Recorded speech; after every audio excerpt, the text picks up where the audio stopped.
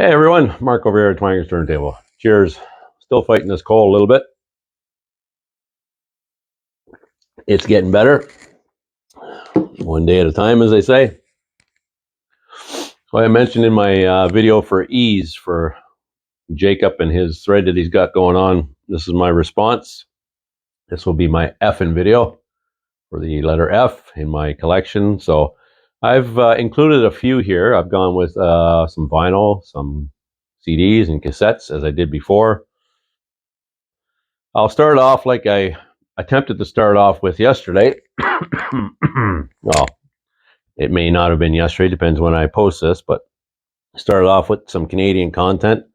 And this is a band out of Toronto. A couple of members that used to belong to a band called Sheriff, who had their debut was basically their biggest album. I think that big song was on it, When I See You Smile or something, which actually became a #1 hit several years later. But this was a side project by two of the members, Arnold Lanny and Wolf Hassel, two members of Sheriff. They're called Frozen Ghost. I think this is the second album, and it's really nothing to write home about. It's okay, but it was a departure from their first one. Nice place to visit, it's called. So Frozen Ghost. We'll start off with those guys. Next up, we'll go with another one here from Canada on compact disc.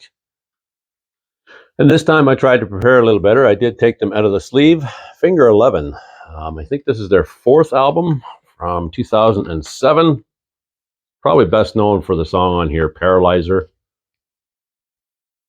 Finger 11. In fact, I think their first album, they were under the name of Rainbow Butt Monkeys. Yeah, no, I don't think. I know. That's why I'm mentioning it. Letters from Chutney was their first one, and they were under that name, Rainbow Butt Monkeys. Finger 11, check them out if you've not.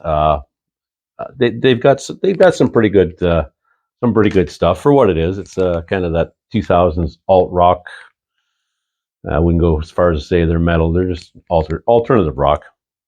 Another one here, not from Canada. Florence Welch is the vocalist, so many of you may know who I'm talking about.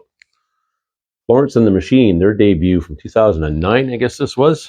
The one I've got here is actually a double CD. Well, I bought it at the time.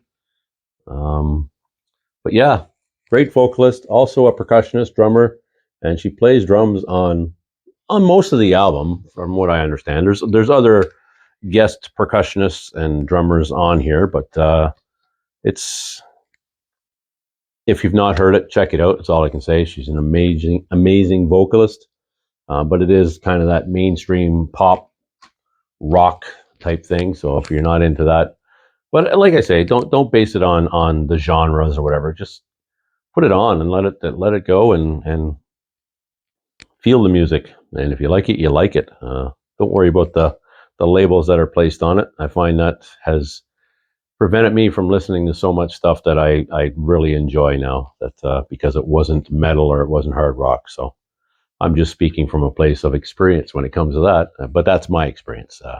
To each their own, right? So next up, I'm wearing the hoodie, Foo Fighters. Rest in peace, Taylor Hawkins. He was one of my favorite modern drummers. And this is Echoes, Silence, Patience, and Grace. This one came out in 2007. Really like these guys. I mean, I can't say I'm a diehard where I have to have, I'm not a completist. I don't have all their stuff. It's sporadic, the stuff I have, and I don't have any of their vinyl. It's only on compact disc, but I do really like this one.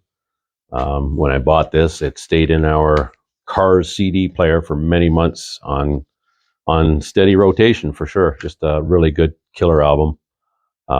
Yeah, Taylor Hawkins, just such a phenomenal drummer in my opinion. And another note about him, he actually played with couple of Canadian acts here, Sass Jordan and Alanis Morissette.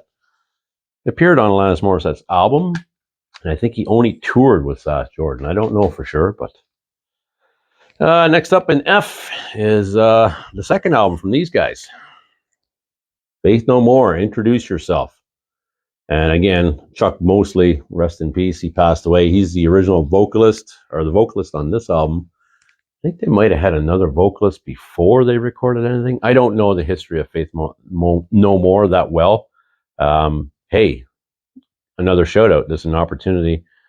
Somebody who would know is Trevor over at Flat Round and Spun. I know he's a huge Faith No More fan, so he would definitely be the guy that would know those tidbits about Faith No More. But I really like this album.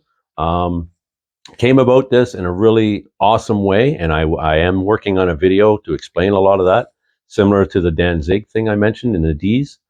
So yeah, Faith No More, introduce yourself. Of course, Mike Patton would replace mostly on the next album. But always one of my favorite drummers on here too, Mike Borden. He's played with Ozzy and Primus and Jerry Cantrell on Degradation Trip, and actually Bogey Depot too, I believe, on most of his albums, if I'm not mistaken. Fantastic drummer, fantastic band. I love Faith No More. I like all their stuff, and a lot of Patton's stuff that he did away from Faith No More as well. But this is about the F's, the effing titles. Next up, another shout out, but these are all just by coincidence and completely organic. And it's only because I was watching Mike's video last night over at MGK Boston.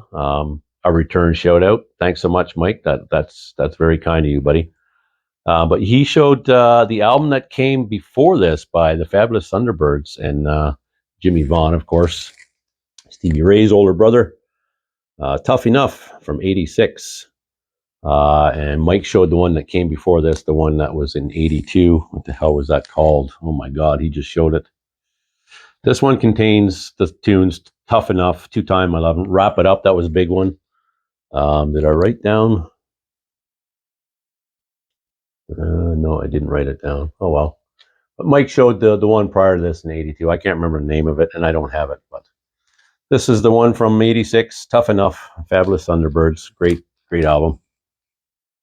And then we get back to a couple of sets. Not back to, I guess I didn't show any cassettes, but a couple of their first two albums, Faster Pussycat, their debut, Bathroom Wall, and those tunes that I suspect, let me put it this way, if you're familiar with Faster Pussycat, you would know those tunes. Don't Change That Song is another big one. I don't know, they're all familiar to me because my bestie Jen and I used to spin this a lot, especially this one, the debut.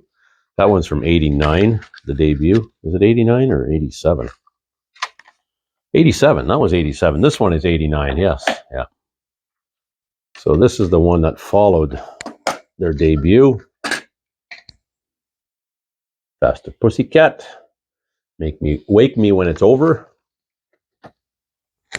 This one is more blues oriented as opposed to the first one is kind of that, and I'm not even a fan of the term, but it's, when I use the term, I think a lot of people understand what I'm talking about. So hence the reason why it's used, I suspect, is hair metal, right? The first one is much more that type of hair metal, hard rock, but this follow up in '89 is much more blues rock based. A couple more left here, back to vinyl. I always loved this one right from the get-go, even though I was into typically much harder stuff, but Reach the Beach by The Fix.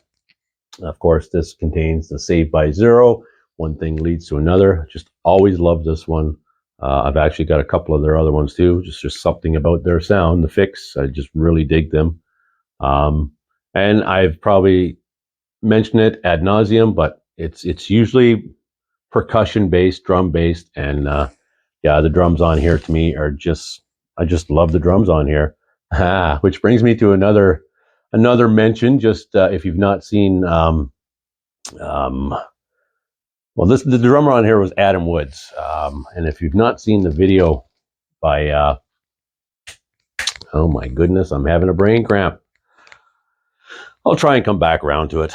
I'm gonna leave it with the final one here is Fastway and their debut, of course, Fast Eddie Clark, Motorhead, and Pete Way of UFO, who actually never played on the album, but it was basically their idea to form this, right?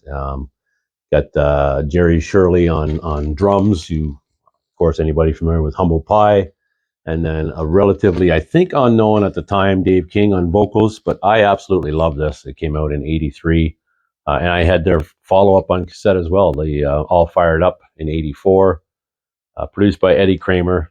I just love this one.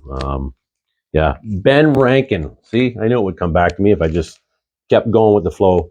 He did a video, and they're working on their latest stuff in the studio, and he's a drummer, right? So I anybody who follows that passion to actually put into their work, there's lots of them out there in VC, but I was watching his video, and yeah, just anytime I hear a band where the drummer really speaks to me, sort of thing. That's what usually gets me into music, is the percussions. That was definitely the case with the Fix, and I could probably say that about all of these. That's what they have in common for the most part. But that's it. That's my effing video for Jacob over at his channel. If you've not been over to his channel already, I'll leave a link. I encourage you to do so. I don't have it set up here because I was actually looking at another channel previously, but yeah, just go over to Jacob's and jump on the thread. It's a whole alphabet, and doesn't cost anything. It's free. It's free to like. It's free to subscribe. So go and subscribe to him. Leave a comment if you have any of these, or you can relate, or whatever. Just it's all welcome. Just be cordial, right? Respectful, and we're just here for a good time, not a long time. Well, maybe some of us. That's it. I'll leave it at that. I hope you enjoyed it. I enjoyed doing it, like I say, and we'll see you again soon here at Twanger's Turntable. Take care, everybody. Cheers.